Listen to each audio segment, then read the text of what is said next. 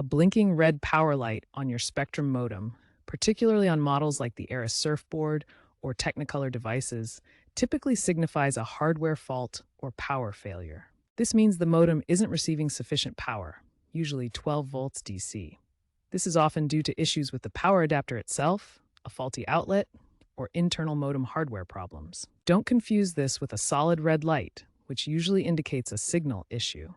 This is a prevalent problem. Reports have increased 15 to 20% since 2024, often due to aging infrastructure and power surges. First, power cycle your modem. Unplug it for 30 seconds and plug it back in. Check the power adapter and outlet.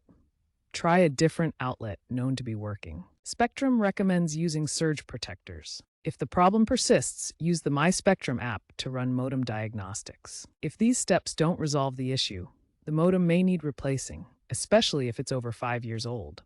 Contact Spectrum for assistance. They offer free modem rentals for affected customers. A technician's viral tip suggests blowing compressed air into the modem's vents to clear dust. However, Spectrum cautions that doing so may void your warranty.